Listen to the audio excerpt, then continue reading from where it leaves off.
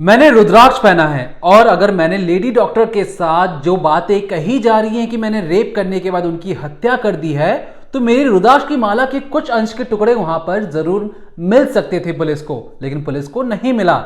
यहां तक कि इस पूरे केस में सिर्फ मैं अकेला नहीं बल्कि मेरे साथ एक आईपीएस अफसर या कहें कमिश्नर भी शामिल है। ये पूरी बात मैं नहीं कह रहा बल्कि आरजीकर मेडिकल कॉलेज में लेडी डॉक्टर्स की रेप कर हत्या करने वाला मेन आरोपी संजय रॉय ने भरी अदालत में जज साहब के सामने यह बयान दिया है। उसका साफ तौर पे कहना है कि मैंने रुद्राक्ष की माला पहनी है, मैं ऐसा काम नहीं कर सकता हूं। लेकिन उसने बार बार यह कहा कि मेरे साथ 2 से 3 लोग और हैं। अब इसके पीछे की कहानी क्या है और कैसे जो सबूत हैं जो संजय रॉय के इस बयान को और ज्यादा मजबूती देते हैं, क्योंकि कुछ डीएनए रिपोर्ट्स और कुछ जो मीडिया रिपोर्ट्स हमारे सामने आई हैं उसमें साफ तौर पे कहा जा रहा है कि 3 क्रोमोसोम जो डीएनए का कुछ अंश होता है वो बॉडी पार्ट से मिले हैं। ये 3 जो क्रोमोसोम्स हैं ये किसके हैं इसके बारे में किसी को नहीं पता, ना सीबीआई बता रही है और यहां तक कि जो कोलकाता पुलिस है, कोलकाता पुलिस और आरजीकर मेडिकल कॉलेज ने इस केस को एक आत्महत्या बताने की कोशिश भी की थी उस वक्त। लेकिन वो तो भला हो कि बाद में बच्चों ने, डॉक्टर्स ने हंगामा किया, तब जाकर इस केस की जांच सही दिशा में बढ़ने लगी। लेकिन सही दिशा में बढ़ते बढ़ते ये जांच लगता है कहीं भटक गई है। भटक इसलिए गई है क्योंकि तमाम तरीकों से जो फॉरेंसिक रिपोर्ट आ रही है, कहा यह भी आ रहा है कि इस लेडी डॉक्टर को कहीं और मारा गया, कहीं और रेप किया गया, फिर उसकी लाश को लाकर यहां पर छोड़ दिया गया। ये जो सारी बातें मैं कह रहा हूं इसके तमाम डॉक्यूमेंट्स, तमाम लिंक्स हम डिस्क्रिप्शन में और कमेंट सेक्शन में पिन कर देंगे ताकि वो तमाम लोग इस फॉरेंसिक रिपोर्ट को पढ़ सकें, उस रिपोर्ट को पढ़ सकें जिसमें दावा किया गया है कि जिस तरीके से जो डीएनए रिपोर्ट में 3 और लोग शामिल थे उनका अब कोई जिक्र नहीं किया जा रहा भरी अदालत में, और सिर्फ मोहरा बनाकर संजय रॉय को मरते दम तक जेल में रहने की सजा सुनाई जाती है। इस पूरे मामले में आपको लग रहा होगा कि सीबीआई ने फौरन ही मामला सुलझा लिया है, लेकिन हम आपसे कहेंगे सीबीआई से बहुत सारी चीजें छूट चुकी हैं, चूक हो चुकी है।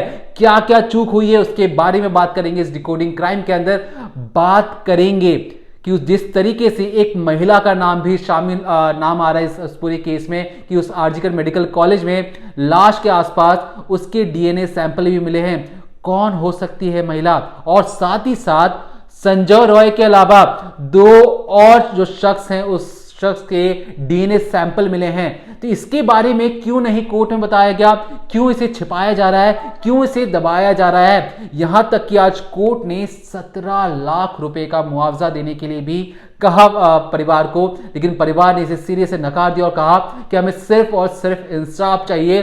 क्योंकि पहले तो कहा जाता था कि उसे चोट लगी है, चश्मा अंदर टूट चुका है, लेकिन जैसे जैसे जांच आगे बढ़ती है पता लगता है कि उस महिला डॉक्टर के साथ तो कुछ हुआ ही नहीं है, ना फ्रैक्चर हुआ है, ना उसकी हड्डियां टूटी हैं, कुछ भी नहीं हुआ। आपको याद होगा शुरुआती रिपोर्ट में जिन्होंने देखा था कहा यह गया कि उस लेडी डॉक्टर की जो टांगे थी बिल्कुल अलग अलग दिशाओं में थी, एक वेस्ट दिशा में, एक ईस्ट दिशा में टांग को फाड़ दिया गया था, इतने जोर से मारा गया था कि उसके सिर को रगड़ दिया गया था दीवारों पर। लेकिन आज के वक्त में सिर्फ ये कहा जा रहा है कि संजय रॉय एक अकेला आरोपी है जिसने उस लेडी डॉक्टर की रेप करने के बाद हत्या कर दी है।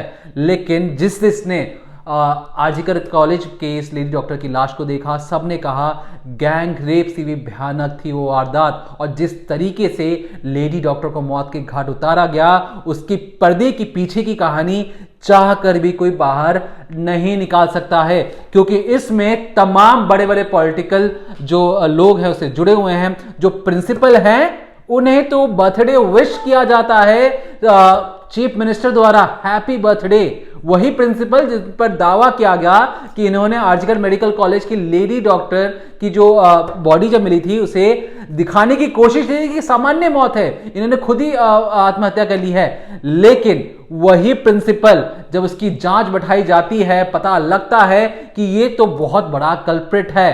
क्या है अंदर की कहानी, चलिए अब सिलसिलेवार तरीके से हर एक बात को समझते हैं। देखिए, अब आरजीकर मेडिकल कॉलेज में उस रात जो हुआ, जैसी घिनौनी वारदात को अंजाम दिया गया, उसके बाद फैसला आ चुका है, न्यायाधीश ने अपना फैसला सुना दिया और अब हर कोई ये बोल रहा है कि जस्टिस मिल गया। लेकिन बहुत लोग ऐसे हैं जो इस फैसले से ज़रा भी खुश नहीं है। एक तो उस लेडी डॉक्टर के जो पेरेंट्स थे, जो परिवार वाले हैं, वो खुश नहीं हैं, वो फांसी की मांग करें और कह रहे हैं कि इसमें बहुत सारे लोग संलिप्त हैं, उनको भी कड़ी से कड़ी सज़ा मिलनी चाहिए। साथ ही साथ जो उस कॉलेज के स्टूडेंट्स हैं, जो कुछ टीचर्स हैं, जो लंबे समय से प्रोटेस्ट कर रहे थे, और भी देश के तमाम जो संस्थान है उसके ज़रिए जो लोग बाहर आए थे उस महिला डॉक्टर के लिए जिन्होंने प्रदर्शन किया था, वो सब इससे खुश नहीं है। उनका कहना है कि ये तो महज एक सज़ा दे दी गई है, बस ये एक बता दिया गया है, लेकिन पूरी तरीके से इस केस में अभी सज़ा मिलनी बाकी है। लेकिन अगर ये मान लिया जाए कि संजय रॉय को सज़ा सुना दी गई, सीबीआई अपनी तरफ से दावा ठोक दे कि उन्होंने पूरा केस सॉल्व कर लिया, तो आप समझिए कि क्या ये केस यहीं पर बंद हो जाएगा, अब आगे कुछ नहीं होगा। क्योंकि इसमें हमने आपको बहुत सारी ऐसी चीज़ें बताई थी जो मिसलीड कर रही थी केस को बहुत पहले से। और ये मिसलीडिंग किस लिए हुई? क्योंकि पुलिस ने और वहाँ के जो प्रशासन था उस कॉलेज का, जिस तरह से मटिया मेट किया उस पूरे एरिया का, क्राइम सीन का, धीरे धीरे सीबीआई तक जब ये केस पहुँचा तो सीबीआई को समझ ही नहीं पा रही थी कि आखिर शुरुआत कैसे करे। कभी चीज़ें सामने आई थी कि जो लेडी डॉक्टर है उनके साथ गैंग रेप हुआ। मैं आपको एक एक चीज़ समझाती हूँ कि सीबीआई ने पहले कैसे केस सॉल्व किया, फिर पोस्टमार्टम और फॉरेंसिक रिपोर्ट जो दोनों सामने आई, उससे कैसे पूरा जो केस है वो कन्वर्ट होता दिखा और ये दिखा कि संजय रॉय के अलावा और भी लोग शामिल हो सकते हैं। ये मानना ज़रूरी है कि संजय रॉय ने उस लेडी डॉक्टर के साथ रेप किया, फिर उसका मर्डर भी किया, लेकिन फिर भी कुछ ऐसे सवाल हैं जो बाकी हैं और क्या पूरी तरीके से इस केस में जस्टिस मिल गया है। तो देखिए, जब सीबीआई के हाथों में केस जाता है तो सीबीआई सबसे पहले ये बताती है कि ये गैंग रेप नहीं है, क्योंकि तमाम मीडिया संस्थान, तमाम तरह की रिपोर्ट्स और बहुत सारे लोगों के द्वारा ये कहा गया था कि ये गैंग रेप है, बहुत से लोग संलिप्त हो सकते हैं। लेकिन जो सीबीआई है वो पॉलीग्राफ टेस्ट करती है, डीएनए मिलान करती है, सीसीटीवी फुटेज देखती है, जिसके तहत पता लगता है कि जो संजय रॉय है उसका एयरफोन मिला वहाँ पे, और भी तमाम तरीके के सबूत मिले, जिससे सीबीआई ये दावा पेश करती है कोर्ट में कि ये गैंग रेप तो नहीं है। अब अगली बात आती है जब सीबीआई को फॉरेंसिक रिपोर्ट मिलती है। उसमें अब फॉरेंसिक रिपोर्ट में आपको आगे डिटेल में बताऊंगी, बट अगर यहाँ पर छोटा सा स्टेप बताऊं तो फॉरेंसिक रिपोर्ट में ये चीज़ें होती हैं कि जो लेडी डॉक्टर है उसके साथ रेप के वक्त कोई हाथापाई नहीं हुई, ये आती है। इसके बाद सीबीआई अगली रिपोर्ट अपनी पेश करती है जिसमें पोस्टमार्टम रिपोर्ट भी होता है, और उसमें ये कहा जाता है कि जो लेडी डॉक्टर हैं उनके प्राइवेट पार्ट पर बहुत ज़्यादा गहरे घाव थे। अब ये तरीके की जो रिपोर्ट है, बंद लिफाफा जब कोर्ट में दिया जाता है उसमें सीसीटीवी होते हैं, कई तरीके के जो प्रूफ हैं वो सीबीआई रखती है और उसके बाद फैसला सुना दिया गया आज। लेकिन अब ऐसे में कई सारे तमाम तरीके के सवाल खड़े होते हैं और जो पोस्टमार्टम रिपोर्ट है वो कॉन्ट्रडिक्ट करती है एफएसएल की जो रिपोर्ट आई उसको। वो कैसे करती है वो भी आपको बताऊंगी। अब एक एक करके आप पहले पोस्टमार्टम रिपोर्ट समझिए, खास ये आप लोगों के लिए तैयार की गई है पोस्टमार्टम रिपोर्ट। मैं आपको एक एक करके समझाती हूँ कि आखिर जो पोस्टमार्टम रिपोर्ट आई, जब लेडी डॉक्टर का पोस्टमार्टम किया गया डॉक्टर्स की टीम ने, तब क्या आया? तो उसमें आया कि उनके साथ एब नॉर्मल सेक्सुअलिटी की गई, मतलब बहुत बुरी तरीके से जितना टॉर्चर करके उनके साथ गलत हरकत की जा सकती थी वो की गई थी। उनके जो सिर को है दीवार पर बहुत तेज़ से मारा गया था, जिसकी वजह से जो पीछे का एरिया होता है आपके सिर का, जो पीछे स्कल होती है, वो एक तरीके से क्रैक हो गई थी और उसमें बहुत ज़्यादा घाव था। इसके अलावा जब लेडी डॉक्टर के साथ ये पूरी वारदात को अंजाम दिया जा रहा था उस वक्त तो बहुत ज़्यादा तेज़ चिल्लाई थी। कोई भी महिला हो या किसी भी शख्स के साथ अगर ऐसे अमानवीय कृत्य किया जाएगा तो वो बेहद तेज़ी से चिल्लाएगा, और इसीलिए लेडी डॉक्टर जब चिल्लाई थी तो सामने वाले शख्स ने उनके मुंह और नाक को बहुत बुरी तरीके से दबाया, जिससे उनका जो गला होता है उसके पास जो ये आपकी थायराइड कार्टिलेज होती है पूरी टूट गई थी, ये क्रैक हो गई थी। और इसके बाद जब वो और ज़्यादा चिल्लाई थी तो उनके सिर को मारा गया, उनकी जो उंगली है उसे तोड़ दिया गया, उनके होंठ को पूरा खचोटा गया, उनकी उंगलियों को तोड़ने की कोशिश की गई, बाएं पैर में उनके चोट आई। इसके अलावा हमला इतनी तेज़ किया गया था चेहरे पर कि आप देखिए एक महिला जिसने चश्मा लगाया हुआ है उसका चश्मा उसकी आंखों के दीदे के अंदर घुस गया है, उसकी आंखें इस कदर पूरी तरीके से घायल हो गई हैं, इतनी बुरी तरीके से जख्मी हो गई हैं। और तो और उनके चेहरे पर कई तमाम तरीके के नाखूनों के जो खरोचने के निशान होते हैं वो भी बने हुए थे। ये सारी चीज़ें पोस्टमार्टम रिपोर्ट में आए और इससे जाहिर होता है कि वो वारदात कितनी भयानक तौर पर और कितने बड़े दरिंदे ने उसको अंजाम दिया होगा। अब ये सारी चीज़ें जब सामने आती हैं तो जब सीबीआई ये पेश करती है तो साफ तौर पर था कि संजय रॉय ने ऐसी ऐसी वारदात को अंजाम दिया। और तो और संजय रॉय का सीसीटीवी भी मिलता है। इसके बाद ये भी पता लगता है कि जो उसका साथी था, क्योंकि वो पुलिस की बैरक में रहा करता था, अनूप दत्ता, तो वहीं पर जाकर उसने अपने खून से सने हाथ और कपड़े धोए थे। लेकिन जब सीबीआई अपनी रिपोर्ट बनाती है तो उन्हें पता लगता है और उसमें मेंशन किया जाता है कि उसके कपड़े और जूते पर हल्के से खून के जो निशान थे वो मिले थे। इससे ये तो जाहिर है कि संजय रॉय पूरी तरीके से इस वारदात में शामिल था। लेकिन अब आती है एफएसएल की रिपोर्ट, जिसमें कई तरीके की जो चीज़ें हैं वो बदल जाती हैं। पोस्टमार्टम रिपोर्ट में जो चीज़ आई थी वो एफएसएल की अगर आप रिपोर्ट देखेंगे तो दोनों चेंज लगेंगी कि अरे ये कैसी चीज़ें हैं। हालांकि जो एफएसएल की टीम है उसने ये इनकार नहीं किया कि महिला के साथ बर्बरता की गई या उस लेडी डॉक्टर को मारा पीटा गया, वो ये मान रही है। लेकिन एफएसएल टीम ने ये साफ किया कि जिस जगह जो क्राइम सीन बताया जा रहा है, जिस जगह उस लेडी डॉक्टर की लाश मिली, जो ब्लू कलर का मैट्रेस था, उसके नीचे जो लकड़ी लगी थी, वहाँ पर बिल्कुल भी ऐसे कोई निशान नहीं थे जिससे ये पता लगे कि उनके साथ फोर्सफुली कुछ किया गया है या उन्हें वहाँ पर मारा गया है। तो आप इससे अंदाज़ा लगाइए कि क्या क्राइम सीन ही बदल दिया गया, कत्ल कहीं और किया गया, रेप कहीं और हुआ, फिर किसी चीज़ को प्लांट करने के लिए लाकर जो सेमिनार हॉल था उसके नीले गद्दे पर रख दिया। अब ऐसा मैं क्यों कह रही हूँ, क्योंकि जब देखिए जो सीएफएसएल की रिपोर्ट आती है और जो एफएसएल के लोग होते हैं टीम के, वो जब पूरी आकलन देते हैं, पूरा रिपोर्ट पेश करते हैं, तो उसमें बताते हैं कि जब हमने सेमिनार हॉल को देखा तो उसमें हमें कई सारे गेट दिखे, सिर्फ एक गेट नहीं था। और आपको याद होगा कि हमने जब पहले भी इस पूरे कई बार जब आजकल पर हमने आपको अपडेट दिए, लगातार सारी रिसर्च आपके सामने रखी, तो हमने पहले भी आपको बताया था कि हो सकता है वहाँ पर और भी कोई ऐसा गेट हो जहाँ से एंट्री हो सकती हो या एग्जिट हो सकती हो। जिस जगह से हम देख रहे थे कि जो संजय रॉय है उसको एंट्री और एग्जिट मिली, उसके अलावा और भी गेट हो सकते हैं। तो अगर मैं आपको साफ तौर पर बताऊँ तो इसमें जो एफएसएल की टीम है उन्होंने कहा था कि इसमें लगभग उन्हें 3 गेट उन्हें देखने को मिले थे सेमिनार हॉल में। और जब वो जो गेट थे उससे एफएसएल की टीम का कहना है कि किसी की भी एंट्री हो सकती है और कोई भी ये चीज़ देखना भूल सकता है या किसी भी हो सकता है उस जगह सीसीटीवी ना लगा। और साथ ही साथ सेमिनार हॉल पर जब एफएसएल की टीम जाती है तो वो देखते हैं कि उस वक्त वहाँ पर जो क्राइम सीन है और जो पूरा कमरा है उसे जब बंद किया गया था, तो वो पूरी तरीके से कहते हैं कि उस पर सिर्फ एक कपड़ा बांध दिया गया था। पूरी तरीके से जो सेमिनार हॉल है उसका जो एंट्री गेट है वो अच्छे तरीके से सील नहीं किया गया था। इससे जाहिर होता है कि लापरवाही हो सकती है, एविडेंस बदले जा सकते हैं। इसके अलावा अब सेमिनार हॉल में जब एफएसएल की टीम पहुंची, उन्होंने अपनी आंखों से लाइव देखा क्या क्या कहाँ पर है, तब वो उनसे जब बातचीत हुई और उन्होंने जो रिपोर्ट पेश की तो उसमें बताते हैं, मैं आपको एक एक चीज़ समझाती हूँ। टीम मेंबर्स कहते हैं कि हम जब सेमिनार हॉल के अंदर गए तो कोने में हमें 10 बाई 15 फीट का एक लकड़ी का स्टेज मिला, ठीक है। अब उसको सफ़ेद कवर वाला गद्दा मिला, मतलब उसी के ऊपर एक सफ़ेद कवर का गद्दा लगा हुआ था जो कि स्टेज पर पड़ा हुआ था और गद्दा 2 जगह से फटा हुआ था और इस पर एक लकड़ी की टेबल मिली, दूसरी तरफ एक दीवार है जिस पर स्क्रीन और प्रोजेक्टर लगा हुआ है। अब उन्होंने कुछ पॉइंटर्स बताए जिसमें वो लिखते हैं कि लकड़ी के स्टेज पर बिछे गद्दे को छोड़कर, मतलब जिस जगह पर लड़की की लाश पड़ी थी, जो लेडी डॉक्टर थी, वहाँ पर अगर छोड़ दे तो कहीं पर भी कोई ऐसे निशान नहीं थे, कहीं भी बायोलॉजिकल एविडेंस उन्हें नहीं मिले, कहीं भी कोई दाग, खून का स्टेन, कोई भी ऐसी चीज़ कहा जा रहा है सीमेन हो गया या जो शख्स उनके साथ इस वारदात को अंजाम दे रहा था संजय रॉय, उसके कहीं चोट के या खून के निशान, ऐसा कुछ भी एफएसएल टीम को नहीं मिलता है। एफएसएल टीम साफ तौर पर लिखती है कि यहाँ तक कि फर्श पर भी, यानी जितना आप ये समझिए कि ये गद्दा है, इतना ही एरिया है, इसी एरिया में जो उन्हें मिला है, अगर किसी के साथ मारपीट हो रही है, किसी को मारा जा रहा है, उसका चश्मा, आप सोचिए, मैंने आपको पोस्टमार्टम रिपोर्ट में बताया कितनी बुरी तरीके से मारा गया, तो क्या सिर्फ अगर ये इतना सा एरिया है, सिर्फ इतने में ही खून के दाग आएंगे, उसके आसपास फर्श पर नहीं आएगा, दीवार पर नहीं आएगा? तो एफएसएल टीम ने मेंशन किया कि कहीं और भी ऐसे कोई निशान नहीं थे। और मैं आपको गद्दा ही बताऊंगी कितनी तरीके से साफ वो गद्दा था। देखिए, अब आगे बढ़ते हैं तो एफएसएल टीम लिखती है कि इस बात की पूरी संभावना है कि 24 घंटे जो हॉस्पिटल होता है, वहाँ पर जो लोग काम करते हैं और इतने लोग वहाँ पर काम करते हैं, तो ऐसे ही कोई भी बिना किसी की नज़र से बचकर सेमिनार हॉल में नहीं जा सकता। आप किसी ऑफिस में काम करते हैं, वहाँ पर 3rd 4th 5th कितने भी फ्लोर हों, लेकिन इतने लोग रहते हैं कि किसी की आंखों से बचकर कोई भी किसी रूम में, किसी ऑडिटोरियम में ऐसे नहीं जा सकता। और तो और सीसीटीवी कितने लगे होते हैं।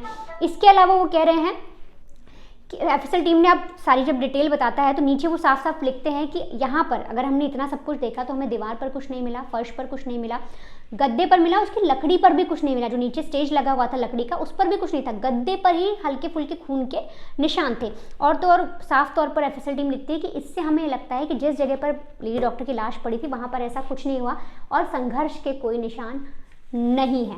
इसके अलावा बताते हैं कि टेबल जिस पर नीले कपड़े का कवर बिछा था वहाँ पर उन्हें कुछ बाल मिले हैं, एक लंबे गद्दे पर कुछ बाल मिले हैं जो जिस पर वो लेडी डॉक्टर थी। इसके अलावा स्टेज के पास एक फटा रैपर मिला जिसमें किसी दवा का नाम लिखा हुआ था, दवा का जो चीज़ें हैं वो साफ़ नहीं है। और आपको बताऊंगी कि एक इंसुलिन की भी बात है, आप वो भी समझिएगा। यहाँ पर जब एफएसएल की टीम करी कि उन्हें दवा का एक रैपर मिलता है, इसके अलावा एक मोबाइल का बैक कवर मिलता है जो संजय रॉय का है, और साथ ही साथ कुछ डॉक्यूमेंट्स के 15 टुकड़े भी मिलते हैं, कुछ पेपर के।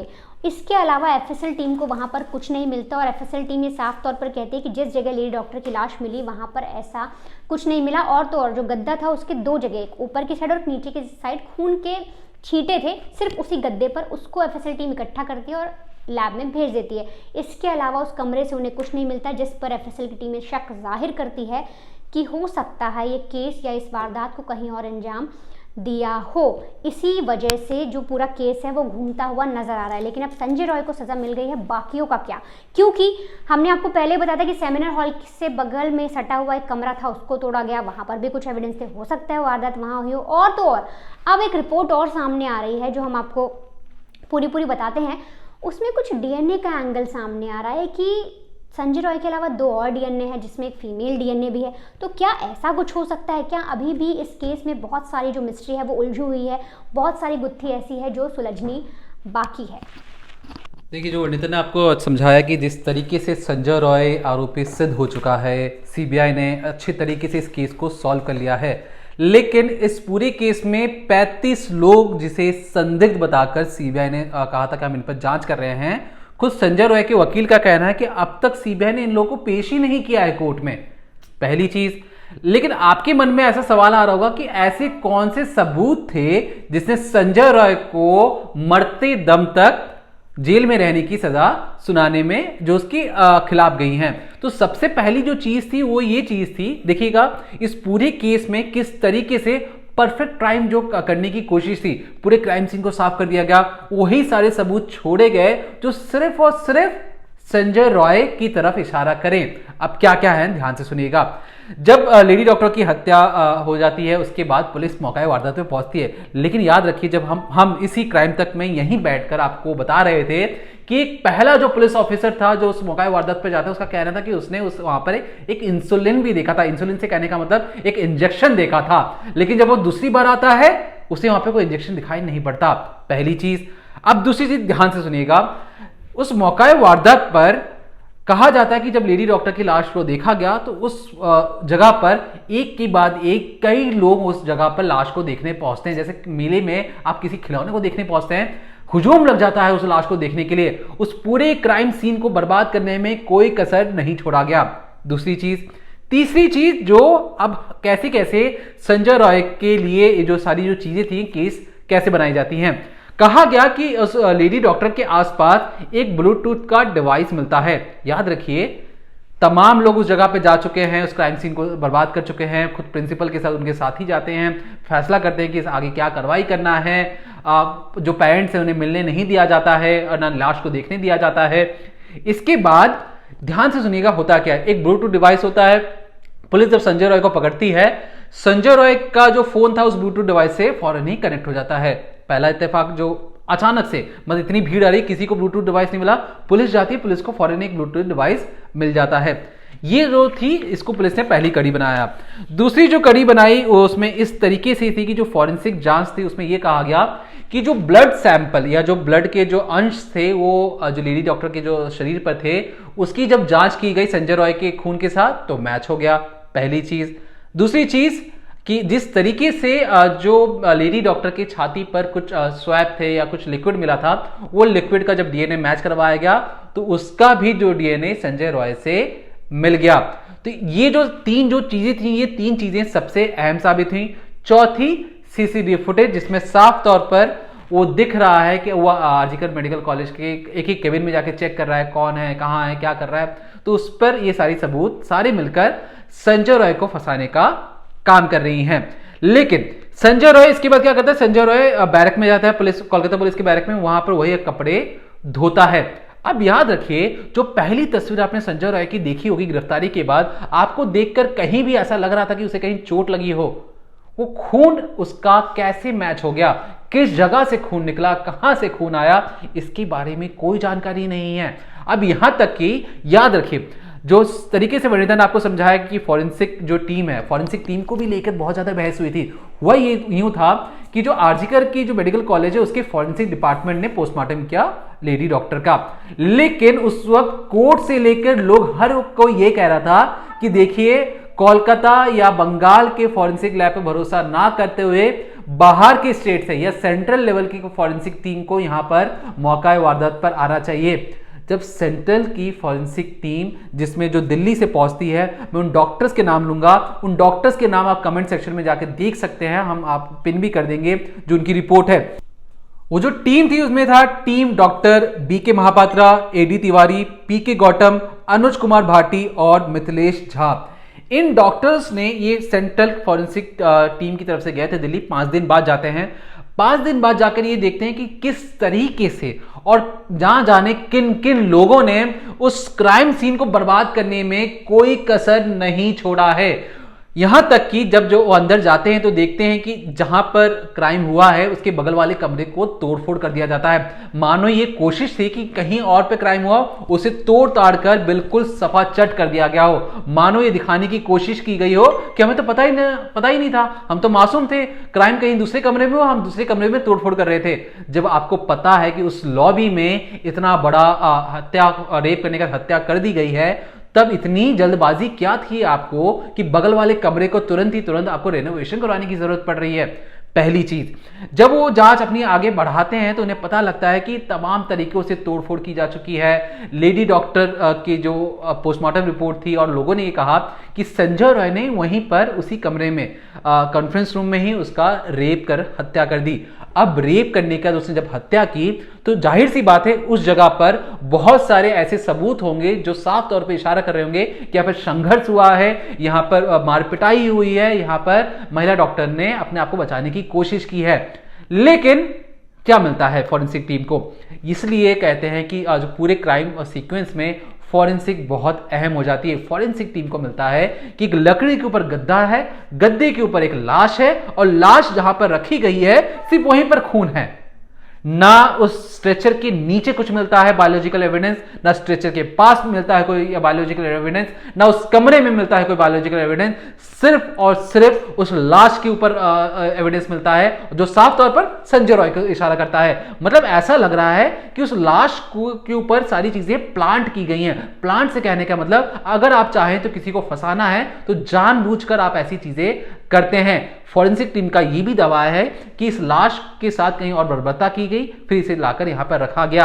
अब जो सबसे अहम बात तो दैनिक भास्कर ने अपनी रिपोर्ट में जाहिर किया, हम इस कमेंट को भी इस कमेंट में डालेंगे और इसे डिस्क्रिप्शन में भी डालेंगे। इसमें आप देखेंगे, आप पढ़ेंगे तो आपको साफ तौर पर पता लगेगा। एक ऐसी रिपोर्ट भी है कि इस लेडी डॉक्टर के शरीर पर 3 क्रोमोसोम अलग अलग इंसानों के मिले हैं संजय रॉय के अलावा। कौन है ये 3 लोग? और जिस तरीके से संजय रॉय ने बार बार कहा है मैं अकेला नहीं हूं, वो नाम नहीं ले रहा है लेकिन वो बार बार कह रहा है कि मैं अकेला नहीं था। और ये जो 3 क्रोमोसोम हैं, क्रोमोसोम से कहने का तो जब आपने डीएनए देखा होगा, डीएनए के बीच में जो स्ट्रैंड्स जाते हैं उसे हम क्रोमोसोम्स कहते हैं।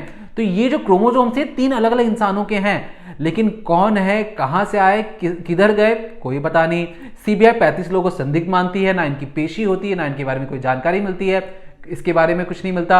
यहां तक कि संजय रॉय की मदद करने वाले या उस वक्त जो पुलिस थी जिसने इस केस को रफा दफा करने की कोशिश की थी, आरोप यह लगा कि उन्होंने जानबूझकर रात के, याद रखिए सुबह लाश के बारे में जानकारी मिलती है 7-8 बजे के करीब पर, और रात के 11:15 बजे के करीब ये पहली बार एफआईआर दर्ज करते हैं। इतनी देरी लग गई आपको?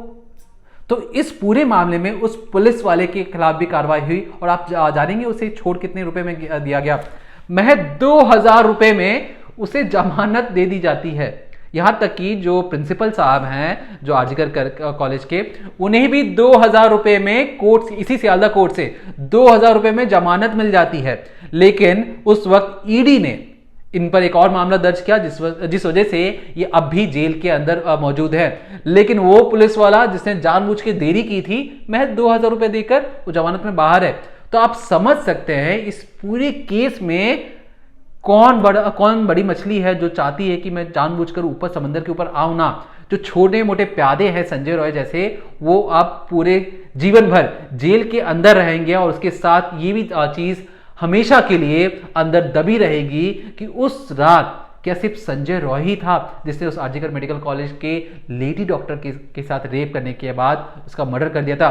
तमाम लोग जो वहां पे मौजूद थे सबने ये कहा कि उस अस्पताल के अंदर बहुत सारी ऐसी काली चीजें चलती हैं जो चाहकर भी बाहर नहीं आ पाती हैं। कहा यह भी गया कि उस आरजीकर मेडिकल कॉलेज में तमाम स्टूडेंट्स हैं, तमाम लोगों ने यह कहा कि वहां पर जो एक जी हजूरी वाला जो कल्चर है, जो प्रिंसिपल साहब है वो पैसे लेकर बच्चों को पास करवाते हैं, पैसे लेकर इंटर्नशिप करवाते हैं। कहा यह भी गया कि बॉडी पार्ट्स की बिक्री होती है और ये सारी चीजें को लेकर कहा उस वक्त जब हम वीडियो बना रहे थे हमें तमाम तरीकों से पता लगा कि शायद लेडी डॉक्टर की इस बात की भनक लग चुकी थी और वो इसके लिए आवाज उठाना चाहती थी और इसीलिए उसे रास्ते से हटाने का प्लान बना। लेकिन अब इस पूरे मामले में सिर्फ संजय रॉय की गिरफ्तारी और उसकी मरते दम तक उसके जेल में रहना ये बात हमें हजम नहीं हो रही है। इसमें जितने भी आरोपी हैं, जो भी लोग इसमें सम्मिलित हैं, सबको कड़ी से कड़ी सजा मिलनी चाहिए। और वो 3 लोग कौन हैं जो इस पूरे प्रकरण में शामिल हैं लेकिन कोर्ट के सामने पेश नहीं हो रहे, उन्हें एकदम छूट मिल चुकी है, वो गायब हो चुके हैं, लेकिन फॉरेंसिक कभी झूठ नहीं बोलता है और आज भी वो लोग कोई इसे झुठला नहीं सकता। आज भी वो लोग खुले घूम रहे हैं, उस अस्पताल में घूम सकते हैं, आसपास घूम रहे हो, शायद उस परिवार के साथ घूम रहे हो, परिवार के साथ बैठे हो, लेकिन वो लोग आज भी बाहर हैं। जिन्होंने छुरा मारा, जिन्होंने मौत के घाट उतारा, वो आजाद हैं। तो इस पूरे मामले में संजय रॉय को तो गिरफ्तारी होकर जेल में बंद है, लेकिन इस पूरे केस में जो भी नए अपडेट्स आएंगे, जो लोग भी सम्मिलित हैं, हम कोशिश करेंगे उनके नाम आप तक जरूर पहुंचाने के लिए। लेकिन तब तक देखते रहिए क्राइम तक।